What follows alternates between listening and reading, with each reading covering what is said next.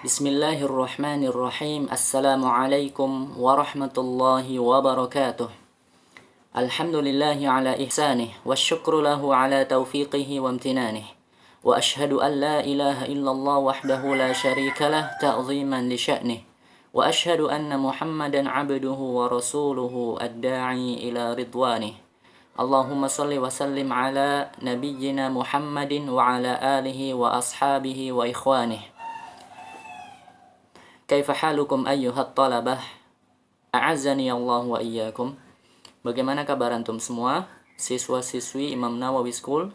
Semoga antum semua dalam keadaan sehat walafiat, dan semoga Allah menjaga kita dimanapun kita berada.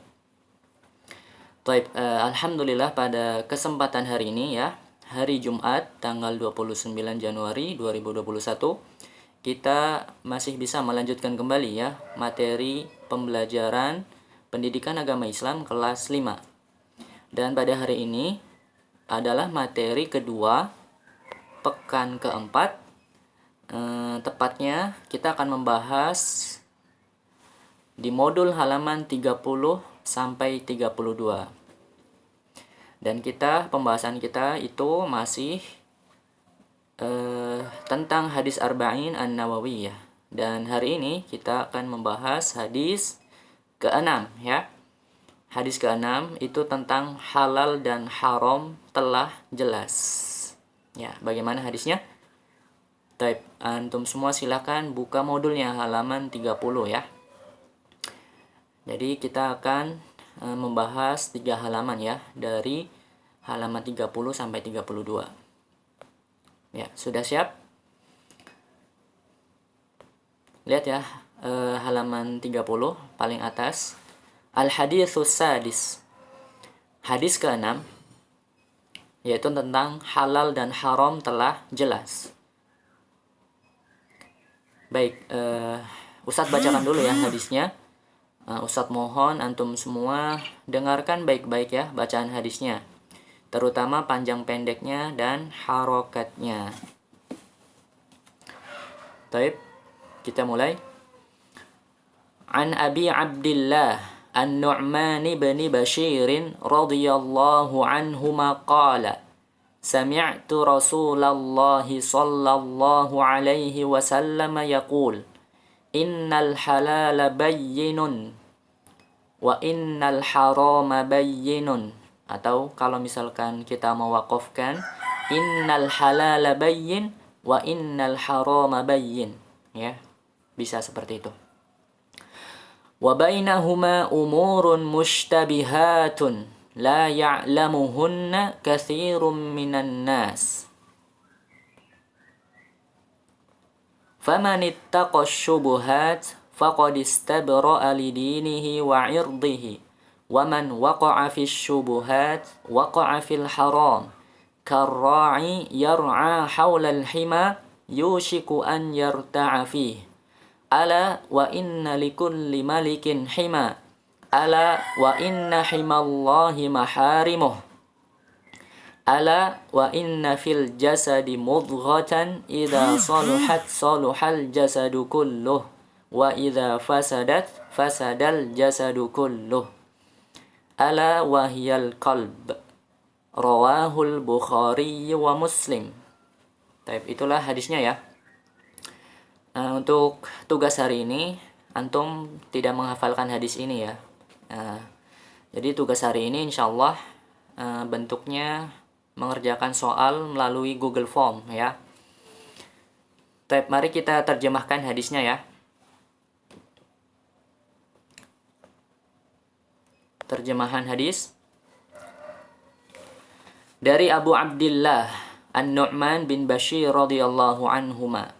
Ya, seperti biasa ya, kita akan sedikit membahas sahabat-sahabat yang meriwayatkan hadis-hadis ya. Seperti pada hadis ke-6 ini, yaitu sahabat An-Nu'man bin Bashir ya.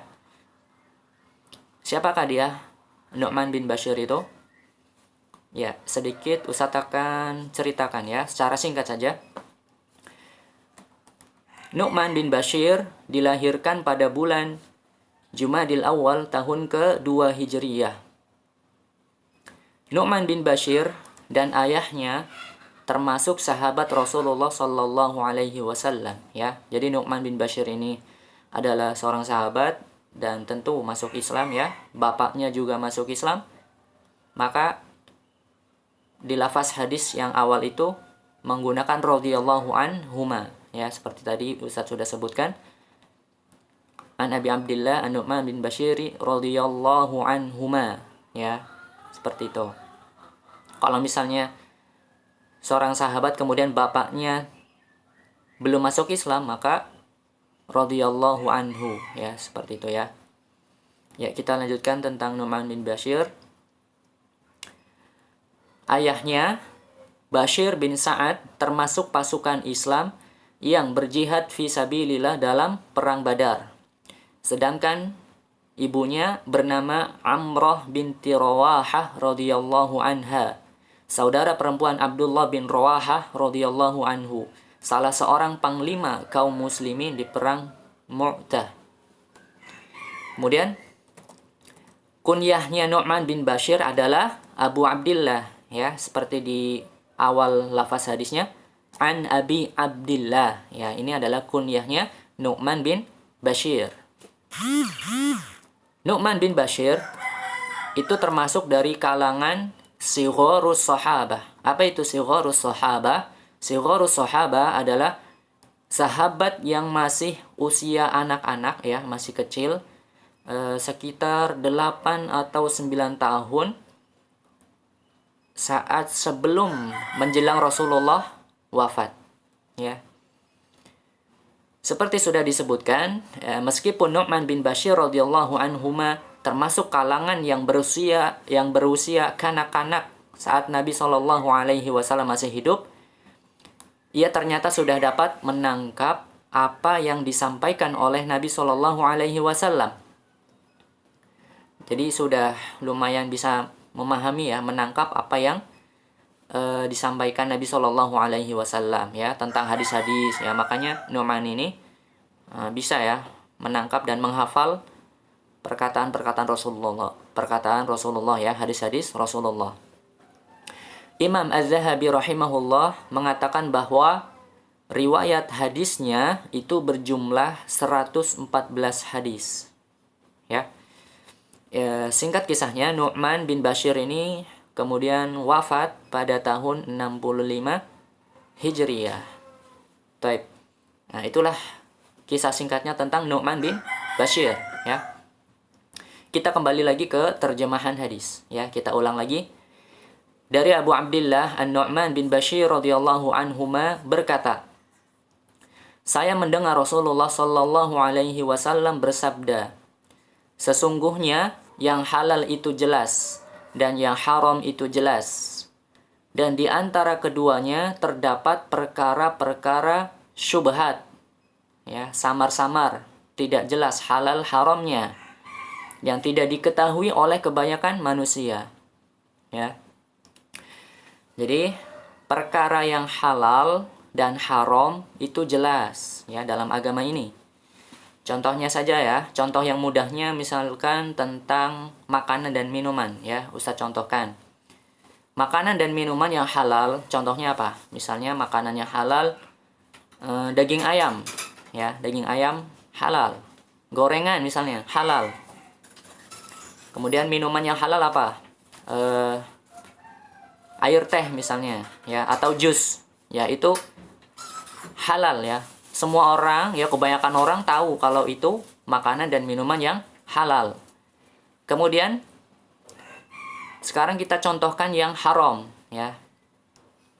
Misalnya makanan yang haram, daging babi misalnya haram, ya.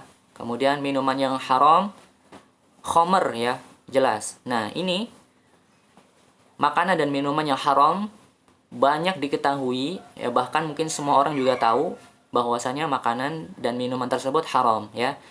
Jadi yang tadi contoh makanan dan minuman yang halal jelas, kebanyakan orang udah tahu, ya. Kemudian contoh makanan dan minuman yang haram juga kebanyakan orang juga udah tahu yang tadi Ustadz sebutkan, ya.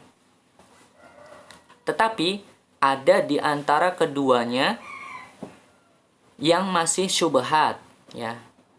Misalkan ada suatu makanan atau minuman yang belum jelas hukumnya, ya, masih samar-samar, ya, makanya di sini disebut syubhat.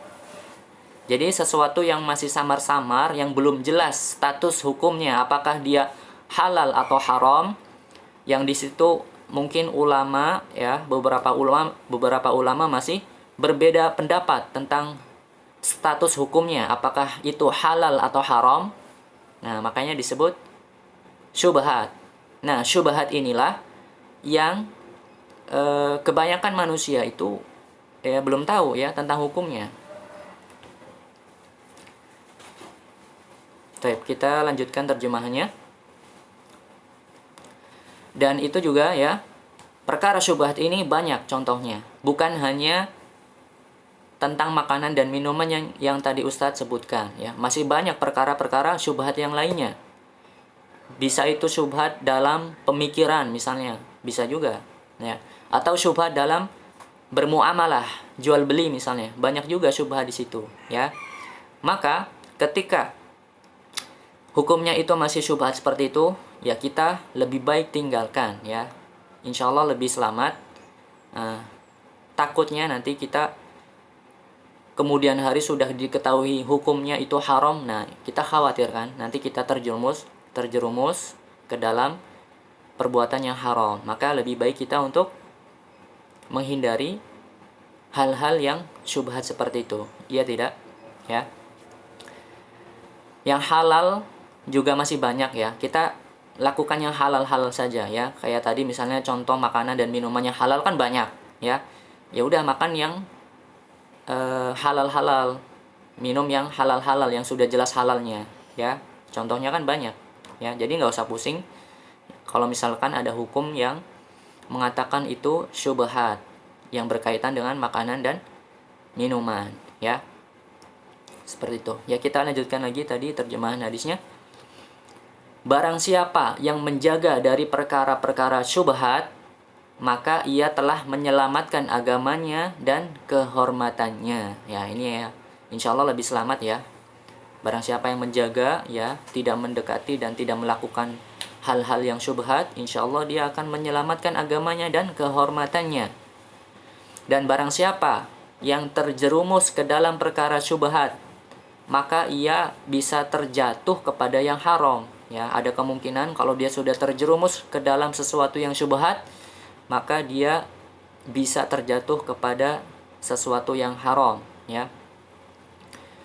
Seperti penggembala di sekitar tanah larangan, hampir-hampir hewan-hewan gembalaannya masuk ke tanah larangan tersebut. Nah, ini perumpamaan saja ya. Ini dicontohkan saja dalam hadis ini. Seperti seorang penggembala ya. Kalau penggembala itu kan mempunyai hewan ternaknya ya. Hewan-hewan gembalaannya itu khawatir masuk ke tanah larangan punya orang lain ya. Misalnya di zaman dahulu banyak yang menggembala ya, ada penggembala misalnya menggembalakan hewan-hewannya ya, kemudian di suatu ladang ya, suatu ladang atau tempat, nah itu milik orang. Ini dikhawatirkan kalau misalkan nggak dijaga gembalaannya, hewan-hewan ternaknya oleh si penggembala ya, kalau nggak dijaga baik-baik, maka apa yang terjadi ya, hewan-hewan ternak gembalaannya bisa aja lompat atau lari atau menuju ke tanah atau ladang punya orang lain ya. Sehingga misalnya kalau hewan ternaknya ini memakan atau mengambil dari apa yang ada di ladang tanah punya orang, maka ini bisa dikategorikan terjerumus ke dalam syubhat ya. Itu ladang punya orang ya. Makanya dicontohkannya seperti itu ya. Maka harus dijaga benar-benar nih, seorang penggembala harus menjaga hewan-hewan ternaknya, hewan gembalaannya, supaya tidak lari atau tidak menuju ke tempat yang tanah-tanah punya orang ya, seperti itu. Kemudian selanjutnya, ketahuilah bahwa setiap raja memiliki tanah larangan. Nah, ini juga perumpamaan lagi ya, contoh-contoh yang lain. Seorang raja mempunyai tanah larangan ya, mungkin mempunyai kekuasaan. Dan ketahuilah bahwa setiap tanah larangan Allah adalah hal-hal yang diharamkannya. Nah, inilah maksudnya ya.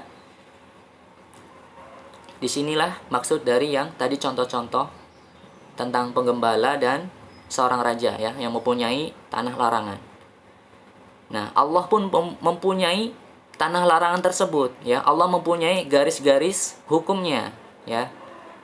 Dan tanah larangan yang Allah punyai itu adalah hal-hal yang diharamkannya ya. Maka kita harus menjaga ya. Kita harus menghindari dari perkara-perkara yang syubhat tersebut ya. Baik, kita lanjutkan. Ketahuilah bahwa di dalam jasad atau tubuh terdapat segumpal atau sekerat daging. Apabila daging itu baik, maka seluruh tubuh itu baik. Dan apabila daging tersebut rusak, maka seluruh tubuh itu pun rusak. Ketahuilah, segumpal atau sekerat daging tersebut adalah hati.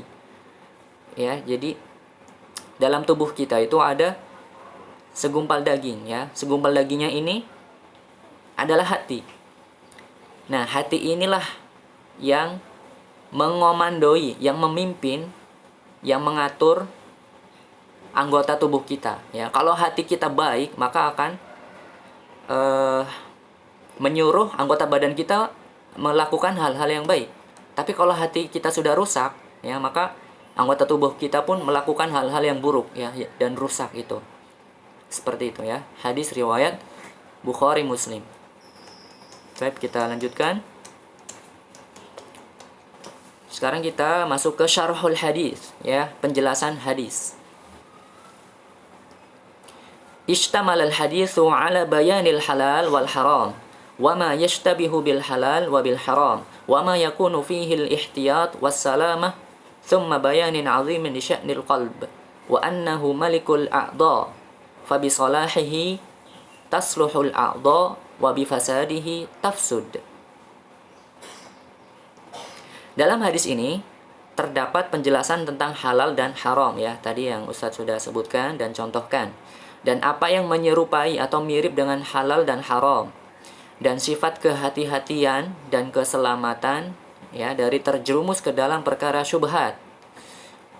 Kemudian penjelasan yang jelas tentang perkara hati ya, bahwasanya hati adalah komando atau pemimpinnya anggota badan. Maka dengan baiknya hati tersebut, tubuh akan menjadi baik ya, akan melakukan hal-hal yang baik. Dan sebaliknya, jika hati rusak, maka tubuh juga akan melakukan perbuatan-perbuatan yang buruk dan merusak. Ya, seperti itu ya. Kita selesai di halaman 31. Silakan buka halaman 32. Ya, kita sampai ke fawaidul hadis, yaitu faidah-faidah hadis. Yang pertama, 'alal muslim an yabta'ida maharimallah. Seorang muslim harus menjauhi apa-apa yang Allah haramkan, ya. Yang halal sudah jelas, yang haram sudah jelas ya. Ketika sudah mengetahui hal-hal yang haram, maka itu sudah jelas dan harus kita patuhi ya. Harus kita tidak kerjakan, harus kita jauhi hal-hal yang Allah haramkan. Ya, karena sudah jelas. Ya. Kemudian faedah yang kedua, al-ibti'adu 'anil mushtabihat aslamu lidinil insan wa 'irdihi. Menjauhi perkara-perkara yang syubhat itu menunjukkan akan lebih selamatnya agama dan kehormatan seseorang ya. Tadi sudah disebutkan, syubhat kan masih belum jelas status hukumnya. Dia antara halal atau haram nih, ya kan? Nah, maka dengan ya sudahlah karena ini belum jelas antara halal atau haram, ya udah tinggalkan saja ya. Ditinggalkan saja. Maka insya Allah itu lebih selamat ya, lebih selamat agamanya dan kehormatannya. Ya, kemudian faedah yang ketiga, ta'zimu amril qalb wal hasu ala badlil juhdi wa islahihi. Fa bi salahil qalbi tasluhu jami'ul jawarih wa bi fasadihi tafsudu jami'ul jawarih. Agungnya atau besarnya perkara hati dan anjuran untuk sungguh-sungguh dalam memperbaikinya. Dengan hati yang baik, maka seluruh tubuh akan baik. Dan jika hati itu rusak, maka rusak juga seluruh tubuh ya. Makanya kita dianjurkan untuk berdoa ya, sebagaimana yang Rasulullah ajarkan. Ya muqallibal qulub ya muqallibal qulub tsabbit qalbi ala dinik. Wa ya musarrifal qulub sarrif qulubana ila ta'atik. Ya, mudah-mudahan kita bisa menjaga hati-hati kita ya. Dan semoga Allah menjauhkan kita dari perkara-perkara yang syubhat ya. Semoga Allah menjaga hati kita supaya hati kita istiqomah dalam ketaatan kepada Allah Subhanahu wa taala. Mungkin masih banyak ya faidah-faidah yang tidak disebutkan di sini ya. Kita cukupkan sampai sini saja. Wallahu a'lam bishawab. Kita tutup dengan doa kafaratul majlis. Subhanakallahumma wa bihamdika asyhadu an la ilaha illa anta astaghfiruka wa atubu ilaik. Wassalamualaikum warahmatullahi wabarakatuh.